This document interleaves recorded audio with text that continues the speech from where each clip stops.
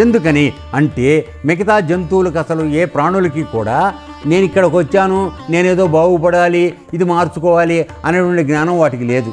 ఎందుకని వాటిలో ఉన్నటువంటి మనం మాట్లాడేటువంటి చైతన్యము, ప్రజ్ఞ ఏదైతే ఉన్నదో అది అత్యంత సూక్ష్మ స్థితిలో ఉంది. అందువలన వాటికి ఆలోచన వచ్చే పని లేదు.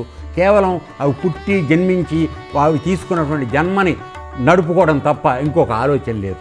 కానీ పరమాత్మ ఇన్ని జీవుల్ని సృష్టించిన తర్వాత కూడా ఆయనకు సంతృప్తి కలక తనలాంటి వాడు తనకున్న అన్ని శక్తులు వాడికి ఇస్తూ వాడిని తయారు చేసి ఈ జన్మలెత్తటం అనేటువంటి దాని నుంచి వాడికి విరామం ఇచ్చి వాడిని తన లోపల కలుపుకొని ఎప్పటికీ మళ్ళీ వాడు రాకుండా ఉండి చేయాలనేటువంటి ఒకానొక సదుద్దేశంతో మానవ జన్మను సృష్టించాడు.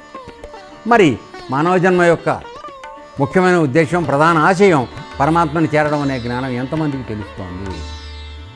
చెప్పే మహానుభావులు లేరు, చెప్పినా పట్టించుకునేవాడు అంతకన్నా లేరు. ఈ విధంగా అయిపోవడం వలన మానవ జన్మకు వచ్చిన తరువాత కూడా ఈ జన్మను సార్థకం చేసుకోవడం చేతకాక మనందరం సాలిపురుగులాగానే మనం సృష్టించుకున్నటువంటి కోరికల వలయం సాలె గూడులో పడి మనం చచ్చిపోతున్నాం.